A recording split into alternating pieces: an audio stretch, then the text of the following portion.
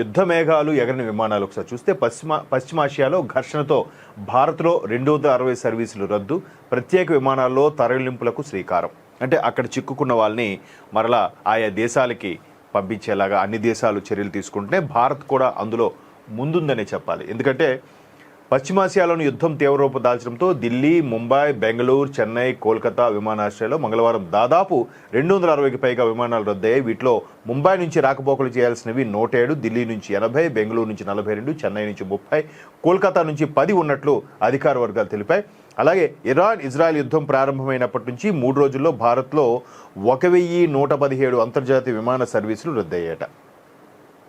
అంటే ఆయా దేశాల నుంచి ఇరాన్ అలాగే గల్ఫ్ దేశాల నుంచి కూడా రీసెంట్గా మనం చూసాం. మంచు విష్ణు అలాగే బ్యాడ్మింటన్ పివి సింధు కూడా ఇరుక్కుపోయారు. మరలా క్షేమంగా ఇండియాకి తరలించడం చూసాం మనం. ఆవిడ క్షేమంగా చేరుకున్నారు. అయితే ఇక్కడ యునైటెడ్ అరబ్ ఎమిరేట్స్ గగనతలం పాక్షికంగా తెరుచుకుంది. అంటే ఏదైతే మొన్న దుబాయ్ని ఎయిర్పోర్ట్ మూసేసి ఇబ్బందికర పరిస్థితి వచ్చాయో ఇప్పుడు పాక్షికంగా పూర్తి స్థాయిలో కాకపోయినా కొన్ని ఇంపార్టెంట్ వాటికి ఏదైతే ఎయిర్ సర్వీస్ సంబంధించి ఉన్నాయో ఆ గగనతలం రైట్స్ ఓపెన్ చేశారు మరలా. సో దీంతో అక్కడి నుంచి భారత్కు విమాన సర్వీసులు పాక్షికంగా ప్రారంభమయ్యాయి. మంగళవారం ఉదయం 149 ప్రయాణికులు, 8 మంది సిబ్బందితో ఎయిర్ ఇండియా విమానం దుబాయ్ నుంచి ఢిల్లీ చేరుకుంది. సైనిక ఘర్షణ వేళ 24 గంటల్లో అక్కడి నుంచి భారత్లోకి ప్రవేశించిన తొలి అంతర్జాతీయ విమాన సర్వీసు ఇదే. అంటే సైనిక ఘర్షణ అంటే మనం చూస్తున్న ఇబ్బందికర పరిస్థితుల్లో ఉన్న నేపథ్యంలో ప్రభుత్వం, కేంద్ర ప్రభుత్వం అలాగే రాష్ట్ర ప్రభుత్వాలు కూడా కొంత ప్రెషర్ చేయడం వల్ల ఈ విధంగా మన వాళ్ళని క్షేమంగా భారతదేశానికి తరలించే ప్రయత్నాలు అయితే జరుగుతున్నాయి. మిగతా అంతర్జాతీయలో ఉన్న ఇవాళ కూడా ఎయిర్ ట్రాఫిక్ కంట్రోల్ ఏటీసీ వాళ్ళు ఇచ్చే పర్మిషన్ దాని ప్రకారం యుఏఈ ఈ పర్మిషన్ పాక్షికంగా ఇవ్వడంతో కొంత ఊరట కలిగిందే చెప్పాలి. ఇంకా చాలామంది పడిగాపులు పడుతూనే ఉన్నారు. యుద్ధం సంబంధించి ఎటువంటి ఇబ్బందికర పరిస్థితులు ఉన్నాయి.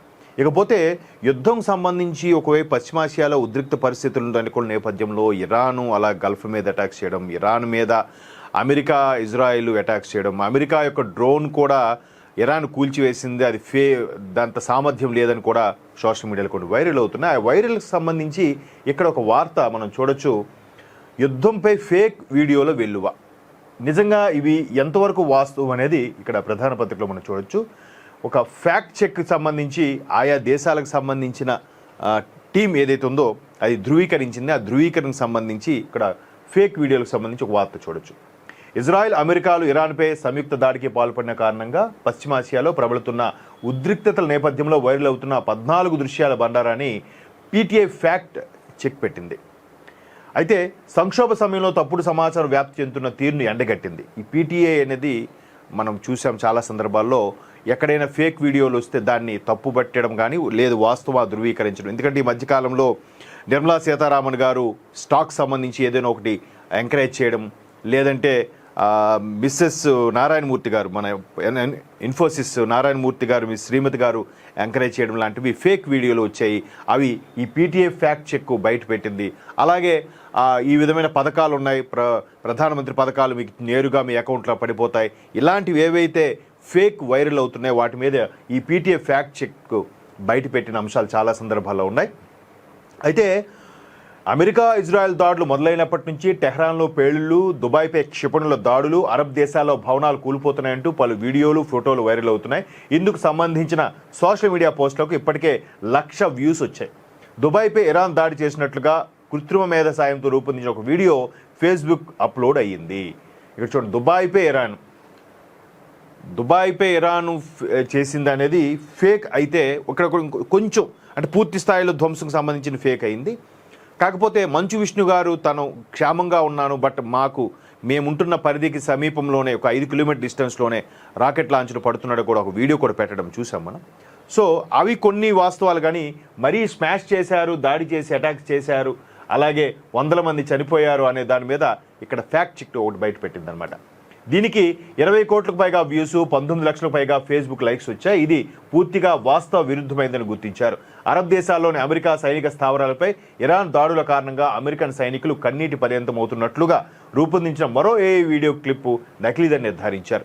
అంటే ఏదైతే అక్కడ బాలికల పాఠశాల మీద అటాక్స్ జరిగాయి, చిన్నపిల్లల్ని, ఆడవాళ్ళని కూడా చంపేసింది, అమెరికా అటాక్స్ చేసింది అనే దాని మీద అమెరికా వాళ్ళు కూడా ట్రంప్ చర్యలకి వ్యతిరేకంగా స్పందిస్తున్నారు అని నినదించిన ఏడుపులు పెడబొబ్బులతో వచ్చిన వీడియోలు ఏవైతున్నాయో అవి కూడా ఫ్యాక్ట్ చెక్ తేల్చేసింది, అది బక్వాస్ అని కూడా చెప్పేసింది. ఎందుకంటే ఇక్కడ వాళ్ళకి కావాల్సింది 20 కోట్లకు పైగా వ్యూస్.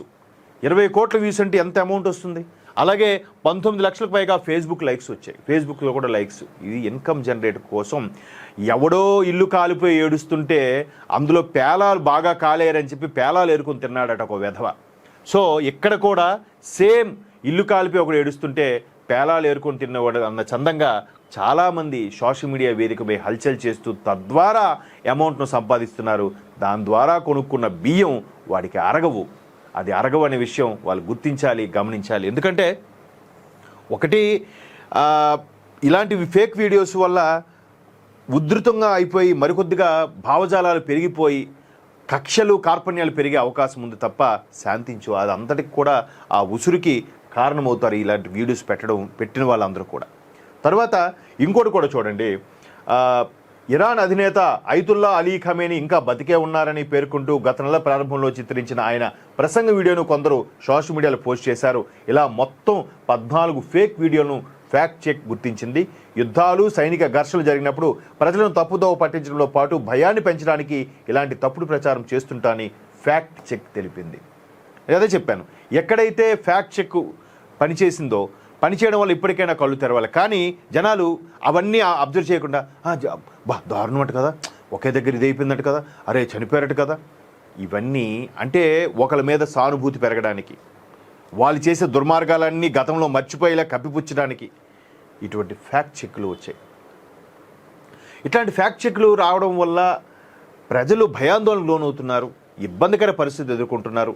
ఒకవేళ ఈ దేశాల్లో, ఈ గల్ఫ్ దేశాల్లో ఉండేవాళ్ళు ఎవరైనా వాళ్ళ బంధువులు మన దగ్గర ఉండే, మన చుట్టూ ఉండే వాళ్ళ తాలూకా బంధువులు ఎవరైనా ఇరుక్కుపోతే వాళ్ళు ఎంత మానసిక క్షోభకు గురవుతారనేది వాళ్ళు అర్థం చేసుకోవాలి. ఆ అర్థం వాళ్ళ మనుషులు ఇరుక్కుంటే అప్పుడు తెలుస్తుంది వాడికి ఆ పెయిన్. ఇక్కడ చూడండి, అమెరికాకు సంబంధించిన ఒక వ్యక్తి బోరును వెలిపిస్తున్నట్టుగా ఒక ఎక్స్లో పోస్టు, ఇది కూడా క్రియేటే. తర్వాత ఇక్కడ ఆయన ఎవరైతే ఉన్నాడో వారసుడు, ఖమేనీ వారసుడు, ఆయన ప్రసంగం ఇస్తున్నట్టుగా ఎప్పుడో పాత ప్రసంగాన్ని పెట్టి ఇంకా బతికే ఉన్నాడని చెప్పడం. అంటే ఆశలు కల్పించితే మళ్ళీ అయ్యో బతికే ఉన్నాడా, తెర చూస్తే చనిపోయాడు కదా, లేదు అని చెప్పి వాళ్ళకి మరికొద్దిగా బాధ పెట్టడం. తర్వాత ఇక్కడ చూడండి, వాళ్ళు ఎంతమంది ఇబ్బందికర పరిస్థితిలో ఉన్నారు, బాంబు బ్లాస్ట్లు అవుతున్నాయి, ఇక్కడ నగరం మీద మొత్తం ధ్వంసమైనట్టుగా. ఇవన్నీ కూడా అలా చేయడం వల్ల భయభ్రాంతులకు లోన్ చేసి, అంటే ఒక రకమైన శాడిజం. మహేష్ బాబు గారి సినిమా ఏదో వచ్చిందండి, సరే గుర్తు రావట్లేదు, అందులో విలన్ అలాగే అందరూ ఇడ్లు కూలిపోయి ఏడుస్తుంటే వాళ్ళు ఏడుపులు చూసి అందులోంచి ఆనందం వెతుక్కుంటుంటాడు.